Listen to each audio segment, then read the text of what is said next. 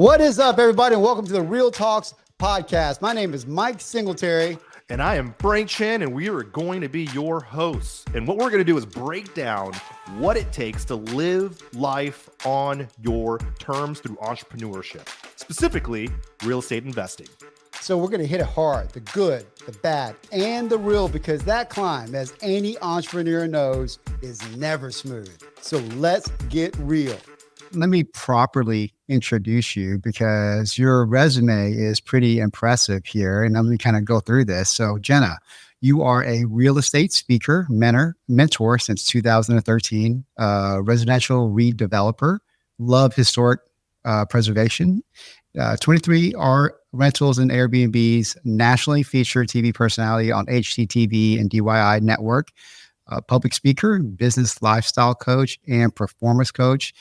And most importantly, you're the mom of Addison and Asen. Is that correct? Yeah, you got it. Most people can't pronounce his name, so I give you some credit there. Yeah. So, tell me about your journey. Tell me about, how you started into real estate and, what you're doing now. So we have segments in here. One of them is called A Humble Brag. So tell me, all the great things you've been doing and your journey, like I said. Yeah, well, my background was not anything close to real estate. So my background was actually the medical field. So I went to school for radiology and I graduated and got right into medical sales. So I did that for about 7 years. And I kind of joke about I drank from the golden chalice too young because I was 20 years old, making $126,000 a year, doing super great with that. But it's just kind of seems like it was no amount of money would make me excited for that alarm clock to go off each day. It was just oh my gosh, I'm going to do this again. Yeah. So it was just draining. It just wasn't for me. And I was always the person that I would turn on a TV show, like any of those real estate shows. And I'm like, let's go paint our kitchen cabinets today. Or I've always loved doing it. And I'm from a little tiny country town in southwestern Pennsylvania. So I'm pretty close to Morgantown, West Virginia. So there was no real estate people that I ever knew that flipped houses, or I've never, I know it was taboo. Nobody ever talked about it where I was from. And I was man, I just always want to do this. And so got into real estate, or actually before I got into real estate, towards the end of my marriage, I had my daughter. So she was, real little, and ended up having to move back in with my parents. So it was one of those, nobody really enjoys that part of your life. So I was moved in with my parents with my 2 dogs. And if you don't, I should never ask age, but how long ago was that? Well, I had her at 24. Yeah. By 25, I was divorced. Wow. And so I moved in with my parents pretty much right after, she was about 6 months old. So moved in with them into my old bedroom with my 2 dogs. And it was just how surreal was that? Because whenever I was married, we both had great medical sales jobs. We made $250,000 a year easy. We had, lake property. We had a condo in the city. We had a house of 13 acres, sports cars, Harleys, that would be the definition of somebody's you've made it. This is it. You're, it's awesome. And so I had kind of decided to put my sales job on hold when I got pregnant with her and had her. So at the time where kind of things fell apart, I had no job, I had no income, and I had to move back in with my parents. So I was basically homeless, jobless, nothing other than I'm a full-time parent. I can't even take care of myself, and I have to take care of somebody else. What the heck am I going to do? So, but going back there, I started taking any job I could get. I was working in a pain clinic. I started working for a doctor in the city. So I would drive an hour and a half each day, each way to work, put my daughter in daycare super early in the morning. I was just exhausted. And I was there has to be something better than this. And so, kind of fast forward, one day I was at the gym and I was listening to, one of my radio stations or something, and an ad popped up on Pandora, and it was for real estate education. And I'm well, holy heck, what do I have to lose? I don't really have anything other than, on my daughter, it's everything. But other than that, I had nothing. So I'm well, what the heck, why not? So I just literally dove headfirst into it. And obviously, when you get into these training seminars and things like that. It is a huge investment. And I mean, it was about $25K to get into it. It was for 6 months of training. And I looked at it and I'm like, 6 months, 24 weeks. So 24 weeks, 25K. Every week I sit here and do nothing. I'm taking $1,000 away from my daughter. So, I had to look at it that way. So within 6 months of getting into real estate, I was a mentor myself. I started training other people because in my area, within 6 months. yeah, within 6 months. And like, Wow. I do not recommend that to anybody because like, I get it. I was in like just constant competition with myself because it was like, how can I do one better than myself? Because it was like, I was like with You social have media. imposter syndrome, right? You can't help but have Yeah. imposter syndrome. Yeah, I mean, it was crazy because I like grew up super sheltered. I went to private school for 13 years. I'd never really been around computers until like I was in college. So it was like everybody's do social media, get on social media. And I'm like, I don't know anything about social media, So I would post different things like just totally naive and it would just skyrocket. Like I would post pictures of like LVL beams and I'm knocking out center walls and all these houses and it would get like noticed by all these people. And I'm like, I don't know what the heck I'm doing, but because I had no fear with it. Cause I didn't care what I posted because I didn't even know what was like acceptable or not. And so then I just got noticed really quickly. I was doing some like really cool projects and in my area, there was no investor competition.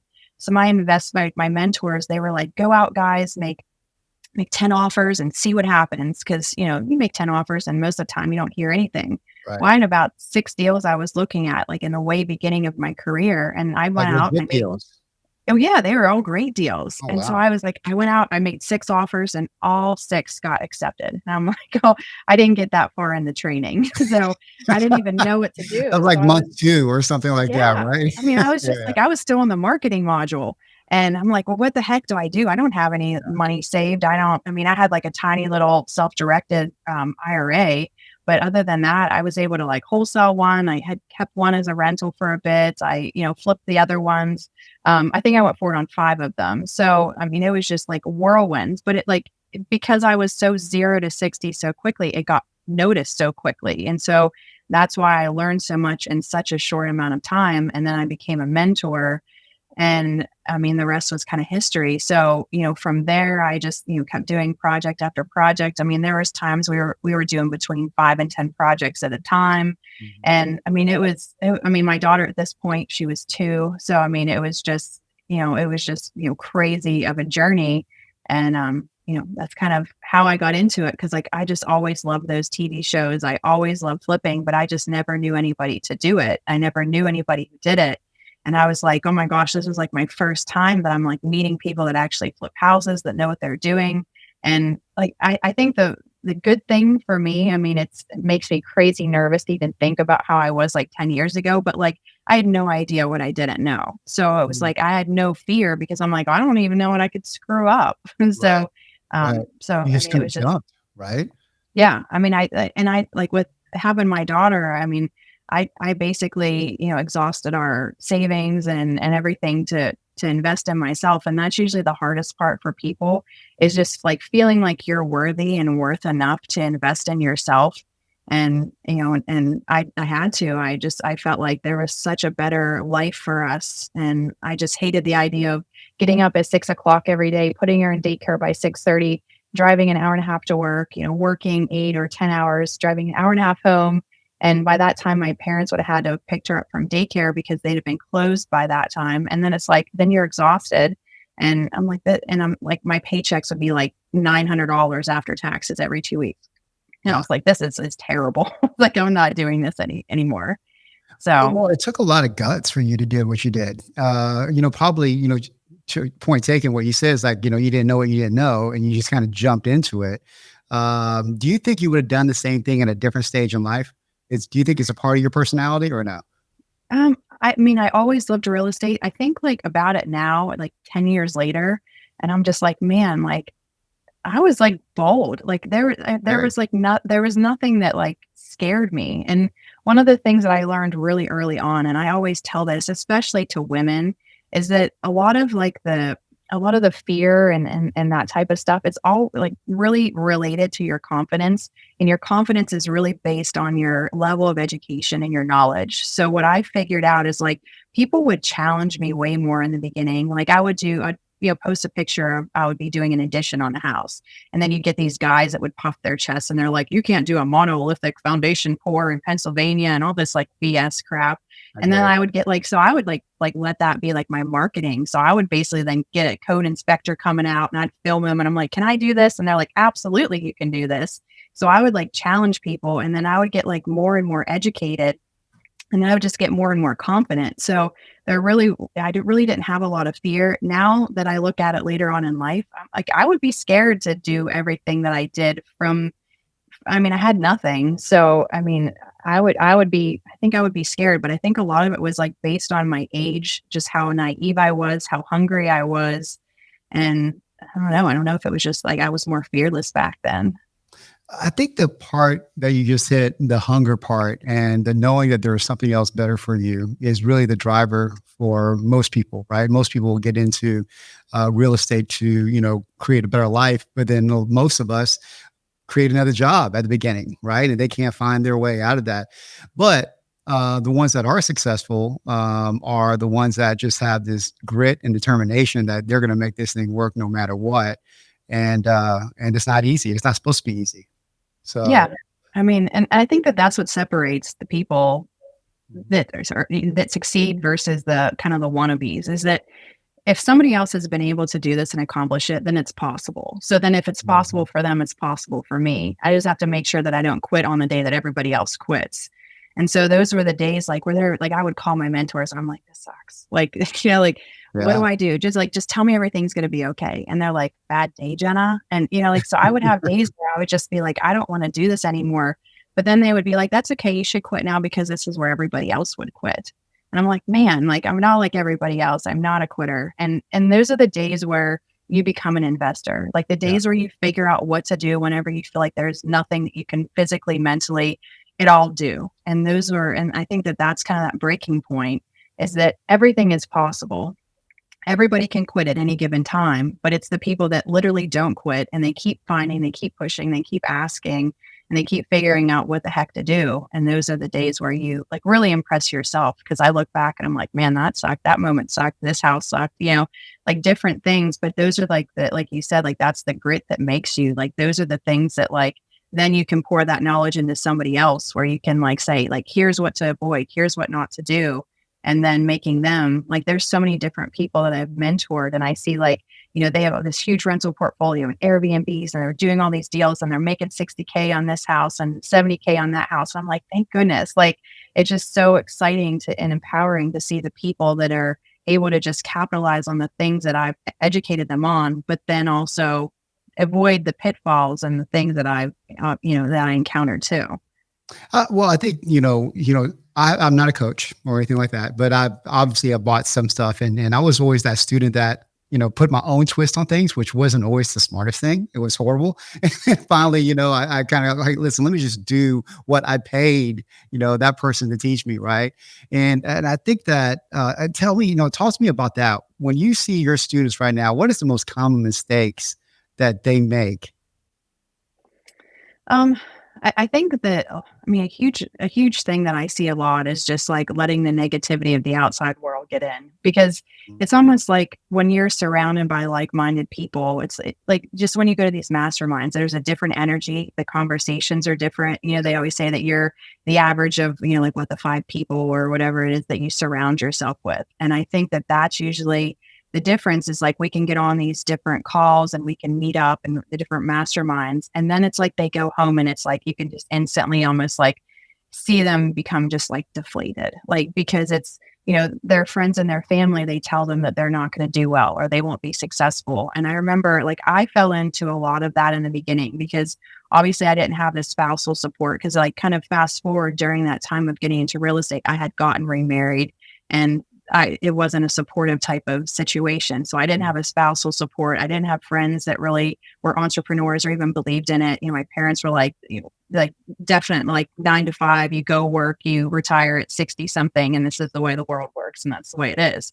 So like, I didn't really have any of that support. And I remember one of my mentors told me, he's like, it's actually, Pat Precourt, like he had said to me, like, look, when people tell you that you're not going to succeed or that you're going to fail, he's like, don't take it personally. He's like, because it has everything to do with them and nothing to do with you, because it's a reflection of themselves and their own confidence level. And he's like, so he basically said, they know if they're ever in your spot, in your situation, they would fail. And that's why you're different. That's how you're different, is because like they think they're protecting you. They think they're like, oh, let me prevent you from getting into this terrible mistake. It's because yes, they would fail, and that's where you're different. So a huge thing that I work with people on is, it's like, I can teach somebody real estate all day long. I can teach you how to flip a house. I can teach you all these different things. But the main thing is almost like breaking a wild horse. It's like you need to spend time with somebody on mindset, on that type of stuff, like almost like breaking them down and rebuilding them like the military, because they've been ingrained with all this negative stuff at home and with their families, and their spouse tells them like, you shouldn't do this. You should be getting a regular job.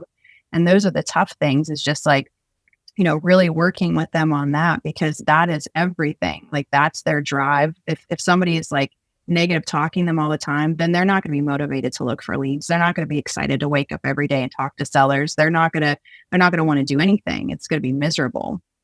Well, yeah, I mean, because to be an entrepreneur is an exercise in failure, right? An exercise on how you get over that obstacle constantly. And I think you nailed it, where, we're really kind of inhibited by our framework sometimes. I come from a very blue collar family, and, there was always limitations of what I thought I could do until I'm around those type of people that are above me. And then you realize really quickly, well, they're not really that much smarter than me, or not smarter than me at all. If they could do it, I can do it. Right. And so I think you 100% nailed that. Let me ask you, what are you excited about right now? What are you working on right now that like gets you going? I totally love rehabbing, and I'm like such a geek about it. Like when I got into, I love it. I hate rehabbing. I know. And that's my thing. Like, I just love it. And I love the transformation. I love the change. And I would be one of those, I would love to be like one of those people that could just like sit in a house and see it change. And I remember like when I first got into it, like I would just like take on all these huge projects. Some of them were like too huge, but like, I ended up figuring it out. Yeah. Like one of the last couple of houses we did, it was like 4 floors. It was 41 windows, 3 living rooms, 6 bedrooms. Like it was gigantic. Oh my gosh, it was huge. Yeah. It was the first house in our area, so it was super historic, and I loved it. But those, like, that's what excites me. Like, I love the change. I love walking through and videoing it, and that's where I was like super like social media annoying in the beginning. Like, I look back and I wish I could like slap my 2013 self. Though. I mean, come on. I'm like, oh my gosh, you were so annoying on social media. But I would just like film everything, and I would like post everything. But I love that, and so like, as I got older, and, it's just like, this is what I'm doing. It's like more focused on like other things. But now I'm like really getting, like, I really started building my rental portfolio, getting into Airbnbs and stuff, and like really focusing on that. But it's like, there's nothing really sexy about like, only post a picture of my rental today. Like nobody cares. So like now that I'm getting back more into like rehabbing, so I have a couple projects that we're in the process of bringing on. And it's like, they're huge. Like they're like, one is a 6-bedroom, and it was a duplex, but now it was kind of like a ghetto type of like, one house, but like they didn't do it right. So like, kind of makeshift. So like, it hasn't been lived in, the one side, since the 1950s. So I'm just so excited to just like knock out walls and just like see what's behind the walls again and post that transformation. And it's like, that like is what really excites me about real estate. Like I'm one of those geeks that I could work like an 8-hour day in real estate and be like energized to do another 8 hours. And that's where my mom, she'd be like, why are you working so much? It'd be like 1:00 in the morning. My daughter would already be asleep, and I'm like sitting there looking at leads, and she's like, why are you doing this? I'm like, because this is my fun. Like most people will be like sleeping or sitting on their phone or watching movies like after they're done working. And that is my fun time. Well, that's So probably why you're so successful in this one, in this venture, right? I mean, because I mean, me personally, we've done over 500 homes, and I just homes were not my thing. We shifted to land recently, which I love, and I've been virtual investing for the last 5 years. And funny, I was just talking to Chris Chico, the godfather of virtual investing, right?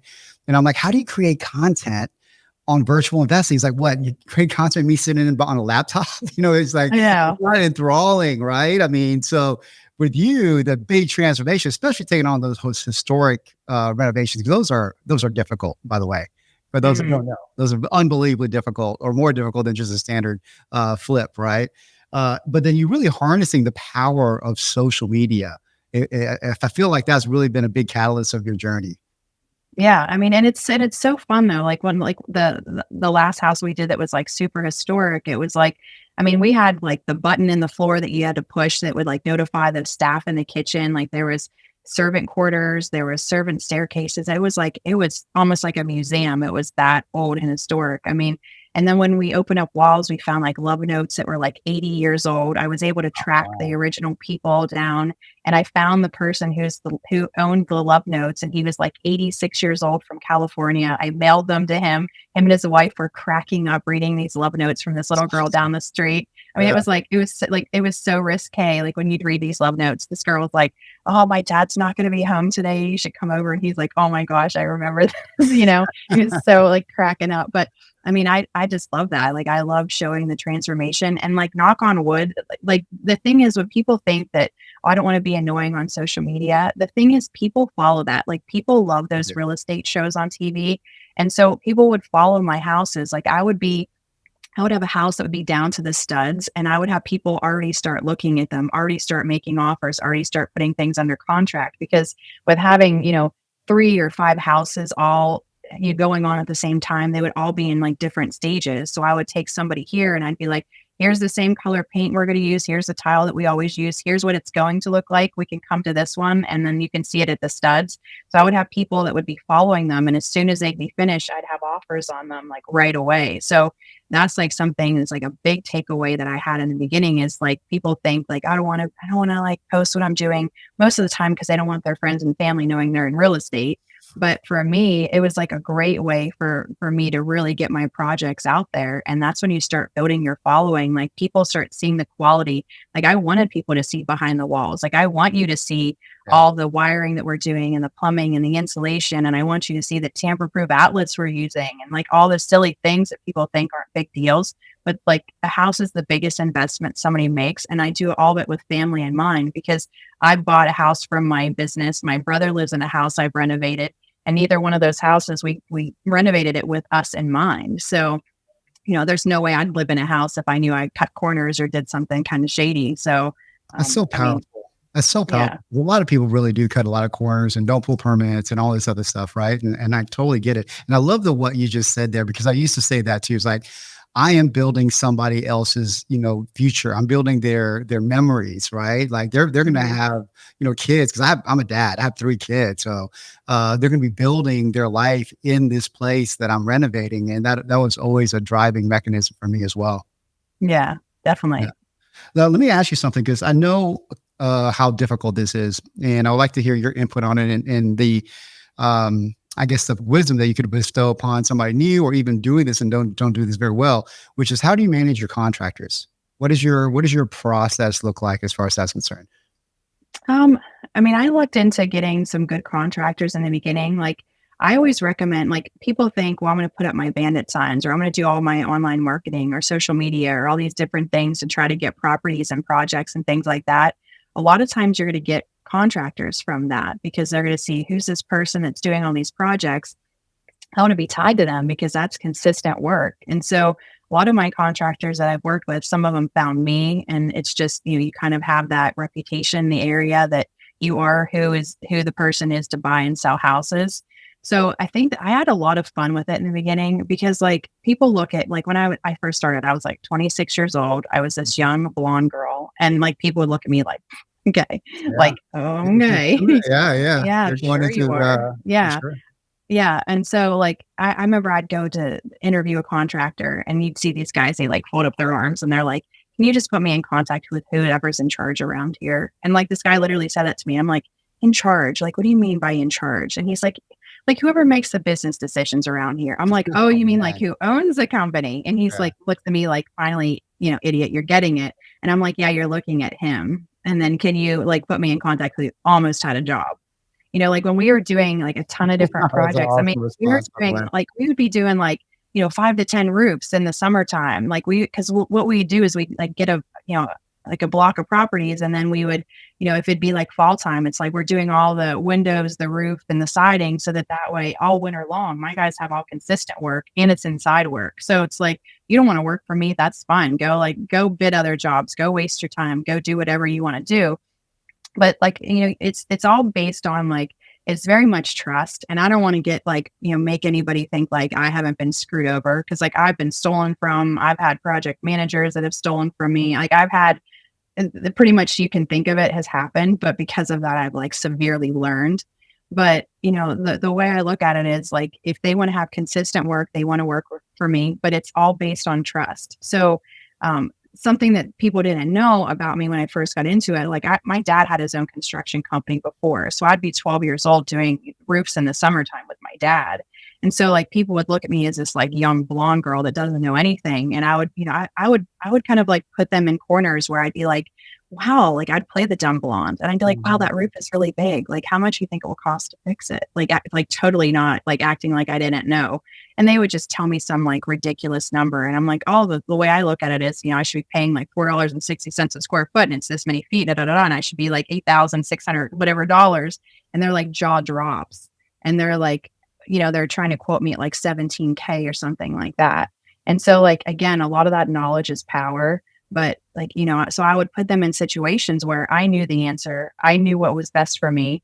And there's times where you have to, like, you're going to have to heavily rely and trust your contractor because, they may say you could do this or this. And if solution A is going to be the one that's going to financially benefit me and help me get the next job and the next job, then that's who I want to work with. But if somebody is going to say like some solution that's only going to benefit them and I need to do this and I need to do that and cost more money, then I don't want to work with somebody like that. So the best way to get the contractors obviously is going to be referrals. Like I would go to my local hardware store and they have those big bulletin boards when you walk in and all the business cards that are all posted there. So I'd take all the business cards down, or if we'd go to a restaurant, like some of those places, like different pubs and stuff in our area will have like, the table that has like all the different ads of all the different contractors. And I'm going to contact them all, but I'm going to ask them all these different questions. It's almost like a list of questions that I would know, like, you answer it like this, or this, you're going to screw me over, So like, yeah. Can you give me a couple examples of that? Because I think that's especially for women, if they're going into this industry, that's the most daunting task. I mean, when I came in, I don't know if you know my history. I was a hairdresser. I mean, I owned high-end hair salons. I knew nothing about construction, right? Mm-hmm. And I remember that was a hurdle for me that I had to figure out. But you had the benefit, a disadvantage of them not taking you seriously because you're a woman, but you had the benefit of having knowledge walking in. What if somebody walks in without any knowledge? What would you recommend for them? I mean, I would try to equip myself with obviously the right coaches, the right mentors, but the right tool systems and resources. So having, great software or great products that are behind you. If you have like repair estimators, if you have deal analyzers, you have things like that, like different tools to where you can come in here and plug in a couple of different, click, click, click, and then I can see what it would cost for me to renovate that project. So just, having the right tools is going to be critical for me, or having some sort of a calculator to analyze these projects, really networking with different investors in the area. And that way you can share contractors. You can basically cross-reference, like, what should this cost? I mean, I know a lot of times in the area, you're going to have people that have that scarcity mindset, like, oh, I can't give you my trade secrets. I can't tell you this. Like, I even remember, like, whenever I first got into it, like, my mentors are like, go out, introduce yourself to all the different local realtors in the area, tell them who you are, what you do, what you're going to be doing. And I remember I called this one like broker in the area and I'm like, hi, my name is Jenna. I'm going to be doing like 5 to 10 projects this year. And, like all excited, like this new kid. And he like, and they like laughed at me and they're like, yeah, like call me back when that happens. And so then like I started buying all these houses, and a lot of them were like for sale by owners, and I needed to have a place to close on all these. So I would ask them, I would basically say, do you mind if I use your office to do my closings? So I would do all my closings for all my purchases in their office, just to use their boardroom, just to be like, oh, that's when it happens, But Yeah. a lot of it is just going to be networking with the people in the area, and asking the other investors what you should be paying. And then get multiple bids. You have to do that because you want to make sure that you're getting the right price, and figuring out who's paying for material, who's not, or are you getting it, are they getting it? And being really responsible, but having like ironclad documents, like my documents, my critical documents that I work with my contractors. I'm a stickler. And who's cleaning up, the fees, the this and that. It's like, if they're not going to clean up, there's going to be a cleaning fee. And I tell you what, if it's me, I'm the most expensive cleaning person they're ever going to deal with, So, so it's just getting organized. That's awesome. That's awesome. So are you, on your marketing, what does your marketing look like? As far as like to find deals or Yeah. Prospecting, finding deals. Is it direct mail? Is it PPC, SEO, relationships? Yeah, it's pretty much all the above. Like as far as like, obviously we have different things with our website. Like we do like different things on social media. I do direct mail. Like as silly as it sounds, like I guess it's all based on your particular area. Like if where I am in Pennsylvania, everybody is still like very like homegrown people. So like a lot of it is bandit signs. Like when I first got started, I would put up like 5 bandit signs, like 5 to 10 bandit signs. Yeah. Well, I would have like the one time I put up like 5 signs, I had 16 voicemails like within like a few days. Like people would go crazy over that. A lot of it is like relationships. Like I'm also a licensed agent, so I know all the different agents in the area. So just letting them know that I'm, a serious buyer, I'm interested in purchasing property. But there would be times where I wouldn't put up signs for like years, and then people would call me because like I was the person that everybody knew that would buy and sell houses in the area.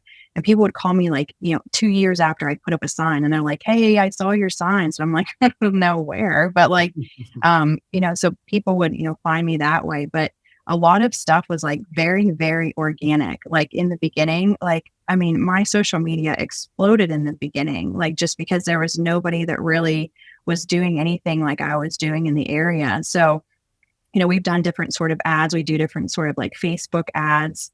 There was times where we would do some Facebook ads and I'd have to bring on like additional virtual assistants because I couldn't keep up with the volume of leads and things like that we were getting. So, in the beginning, like I would like when somebody would ask me that question you just did in the beginning, I would feel so silly because I'm like, I don't do anything and I get a crap ton of leads. Like, it was like shooting fish in a barrel. It was a great problem. But then like also the thing that sucked is there wasn't a lot of investor competition. So if I have 20 leads, I can't wholesale it to anybody because there was nobody here that did what I did. So, so that's why you had to be great at flipping.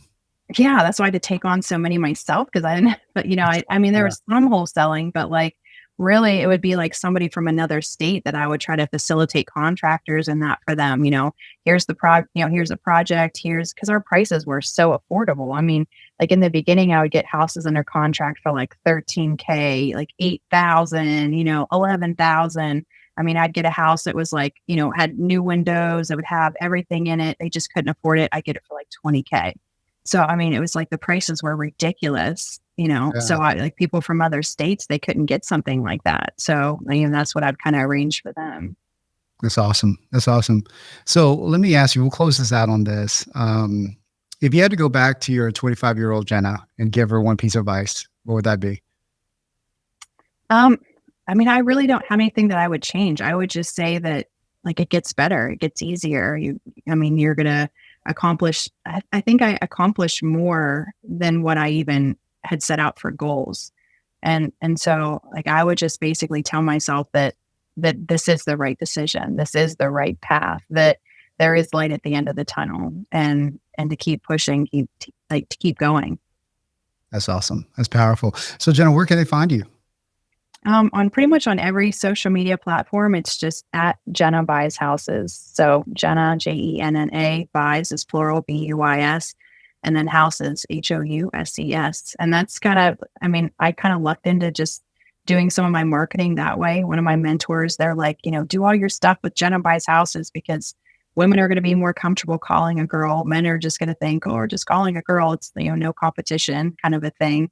And I mean, that's literally, it took off. So that's how pretty much all my social media was. So Jenna Buys Houses. That's awesome. Well, I mean, it's a very inspiring story. Thanks for coming on. Is there anything that we left out? Is there anything that you want to touch upon that we didn't talk about?